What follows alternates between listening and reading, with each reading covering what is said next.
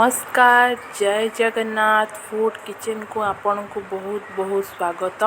आज मु आपण लेके आसी अंडा तरकारी से पुणी अति सहज उपाय देखंतु मु अंडा को सिझेकी चोपा बाहर करके रखीदे एपटे 4टी पियाज को काटिकी रखीदे 2टा मीडियम साइज कटा टमाटो आलू को सिझेकी रखीदे।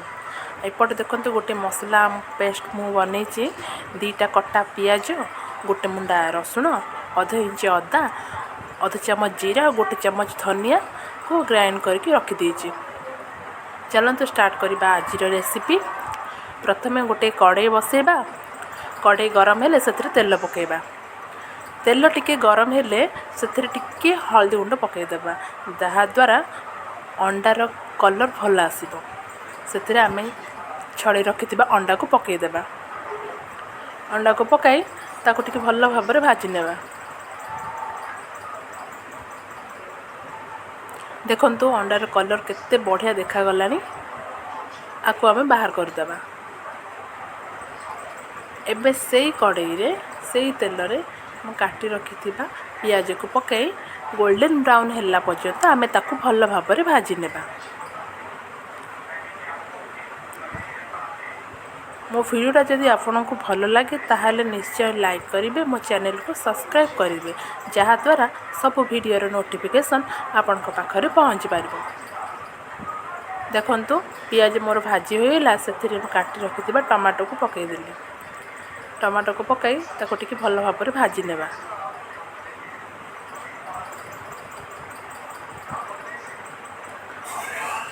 टमाटो को लक्ष्य करी से टिके लुण पकई भाजी नेबा।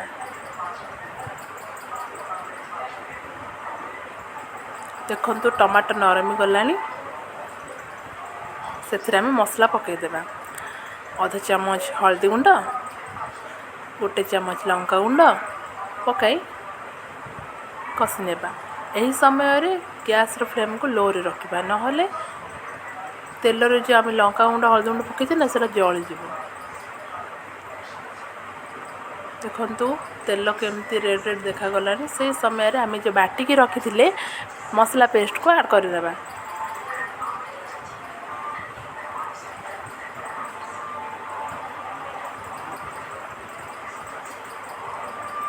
मसलार तेल छाड़ा पर्यंत ताको आम भल भाव टिके कषि नेबा। देखंतु मसलार तेल छाड़ी गलानी। वीडियोटा लंबा हो से मु आपन को शॉर्टकट रे देखाई दूची।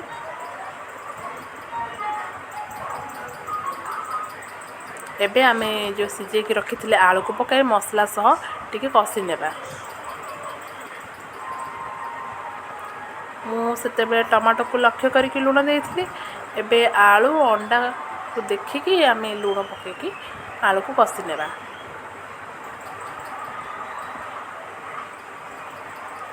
तापर मु पानी को गरम करी रखिथिली से पानी को एथिरे ऐड करबा।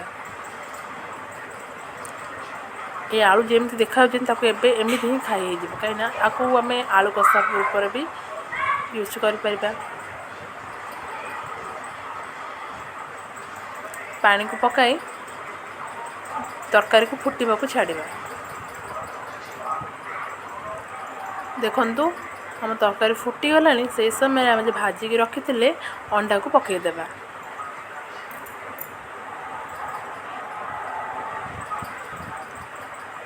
देखंतु एबे मु एवरेस्ट चिकन मसला नहीं ताकू पकईकी घाटी नेबा। देखंतु प्रस्तुत हो गला आमर अंडा तरकारी। आपको आपण गरम गरम भात सह खाई पारिबे। जदि अंडार आउ किछि रेसिपी आपण चाहूचंदी ताहाले मते कमेंट करिवे। मु आपणक पई एही रेसिपीटी नेकी आसीबी। धन्यवाद।